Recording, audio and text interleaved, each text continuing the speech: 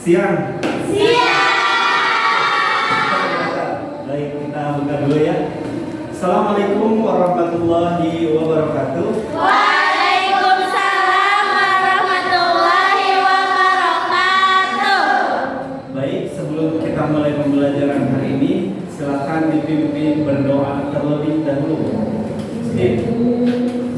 Silakan Hesti. Istidadah. Siap. Doaan. Bismillahirrahmanirrahim. Allahumma ajina fit ta'alumi bisirri qawlikal qadimi wa bihaqqi khalilika. Baik, alhamdulillah kita sudah selesai berdoa. Semoga pembelajaran kita hari ini diberikan kelancaran oleh Allah. Amin. Apa kabar hari ini? Baik. Oke, baik, supaya serempak kalian jawabnya alhamdulillah, luar biasa, Allahu Akbar, yes, yes, yes. Bisa? Bisa. Oke, coba ya. Apa kabar hari ini? Alhamdulillah, luar biasa, Allahu Akbar, yes, yes, yes.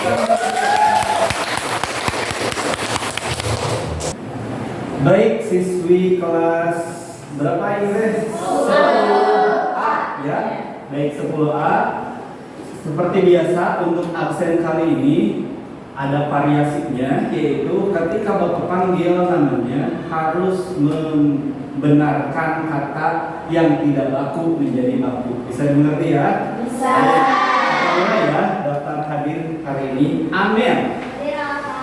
Apotek, kata Pak, harusnya apotek. Betul. Terus Hesti. Hadir Pak. Atlet, harusnya atlet. Betul.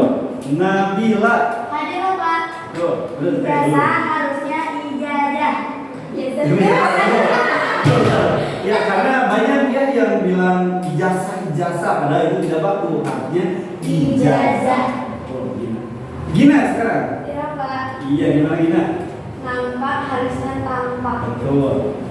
Nampak harusnya tampak. Siti. Iya Pak. Iya. Sekedar, harusnya sekadar. Betul sekali. Kita sudah cek hadir, alhamdulillah hari ini hadir semua.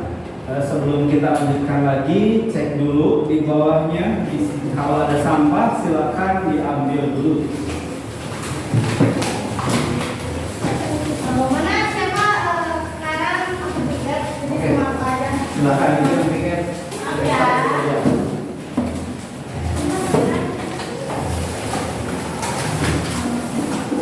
Baik, terima kasih. Siapa itu namanya? Aryani. Telah bertanggung jawab atas tiketnya.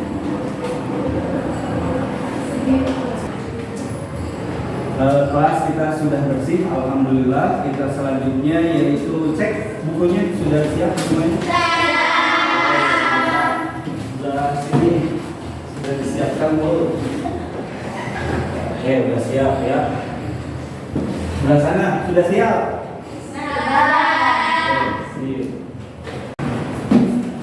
Kita sebelum kita melanjutkan ke pembelajaran selanjutnya, ada yang ingat pembelajaran kemarin membahas apa? Puisi. Coba puisi itu apa? Puisi adalah karya sastra yang mengungkapkan perasaan, imajinasi dengan menggunakan gaya bahasa. Luar biasa.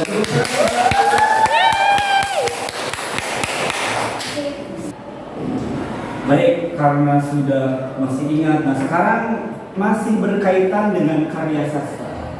Salah satu yang kemarin puisi dan sekarang kita akan membahas prosa. Namun prosa yang akan kita bahas itu berkaitan dengan cerita hikayat. Tujuan kita belajar hari ini yang pertama kalian harus mampu mendefinisikan cerita hikayat, memahami struktur cerita hikayat, memahami kaidah kebahasaan yang digunakan dalam cerita hikayat, kemudian mempresentasikan hasil belajar menganalisis cerita hikayat. Nah, karena kita membahas cerita hikayat, ada yang pernah membaca atau mendengar cerita hikayat itu seperti apa? Enggak. Belum. Baik. Asing.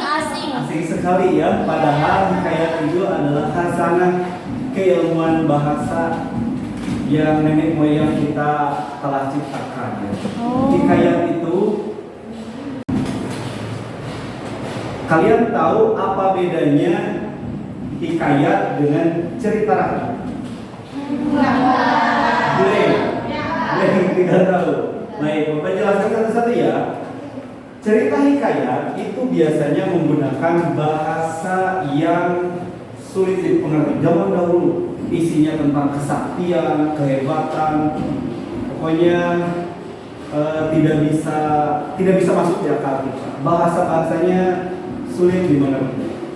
Sedangkan cerita rakyat itu biasanya di daerah-daerah seperti terbentuknya Gunung Tangkuban Parahu. Pernah dengar itu? Itu masuknya cerita rakyat. Nah, kalau hikayat biasanya menggunakan bahasa Melayu. Definisi hikayat itu apa? Silakan.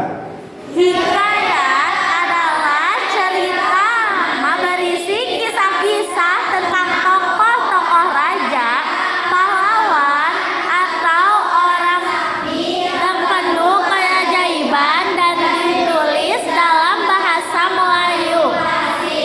Hikayat biasanya mengandung unsur dongeng, sejarah, atau legenda dan bertujuan untuk menghibur atau memberikan pelajaran.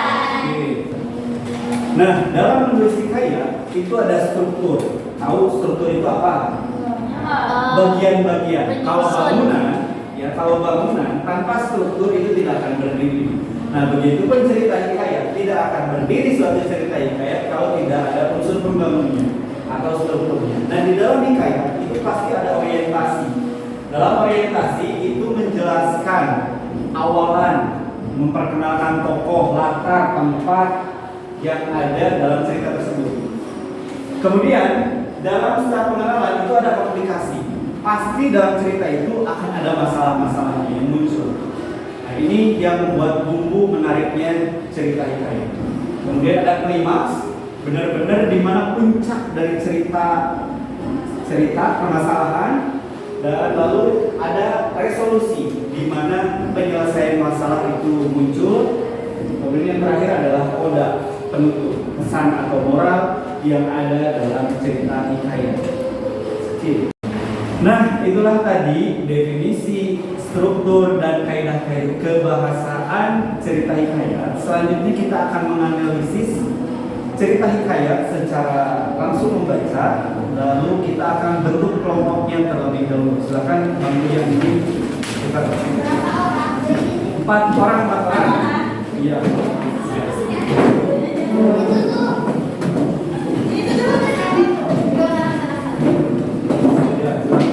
Hai, sini itu kalian sini. Oh iya.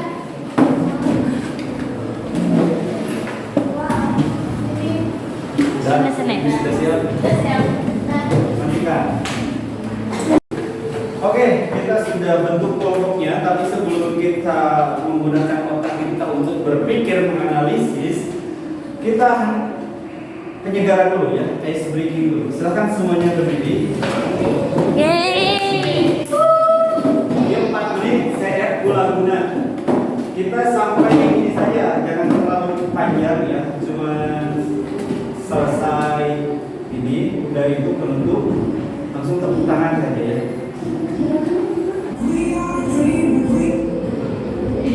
Siap ya?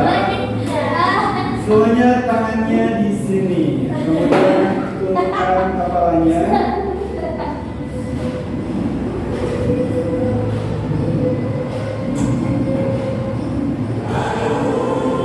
Gerakan sedikit. Iya. Sedikit. Iya. Terus ikuti lagunya.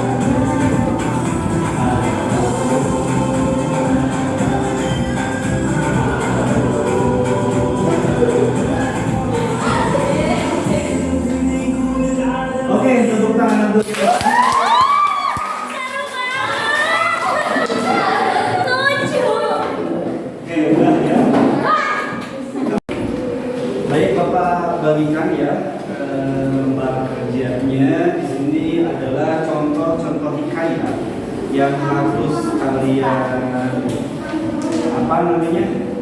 bahas. Silakan kelompok ini esainya, tugasnya. Wow, hikayat Raja Bali.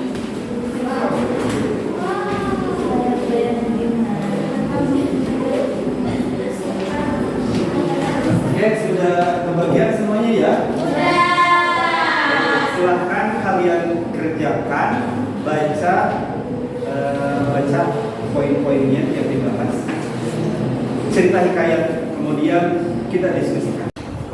Baik, kelompok ini ada yang mau ditanyakan? Ya, silakan. Apa yang ditanyakan? Ini apa sih yang dimaksud kata archais? Kata archais itu digunakan kata yang jarang dipakai di kehidupan sehari-hari kita, seperti kata hendaklah, alangkah, sekalian, perwira. Nah, kata-kata yang digunakan itu adalah kata-kata archais. Jadi bahasa-bahasa yang jarang sekali dipakai. Itu archais. Bisa dimengerti? Ya. Oke. Ada lagi? Oke. Boleh. Silakan. Apa yang ditanyakan? Kalimat majmuk itu apa? Nah, kalimat majmuk itu biasanya kalimat yang di dalamnya itu ada sebab akibat. Misalkan jika maka. Nah, kalau di sini coba yang kamu tanyakan contohnya yang seperti apa?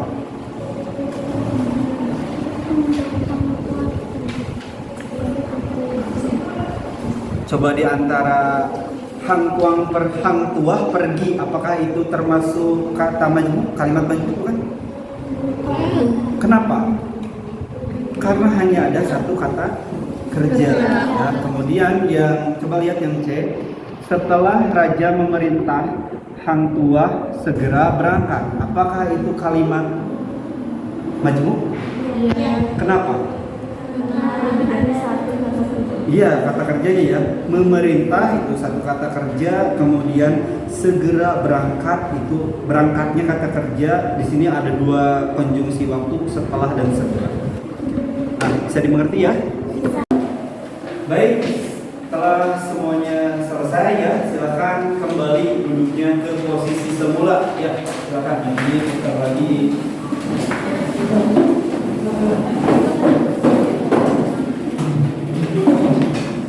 Oke. Juga. Ya, ini udah aktif ya. Nah, baik. Kita sudah mengerti ya definisi. Baiklah, setelah kita melaksanakan kegiatan pembelajaran, diskusi secara mendalam, secara dengan kelompok, nah kita akan mereview seluruhnya. Coba dari sekian pembelajaran, apa definisi hikayat?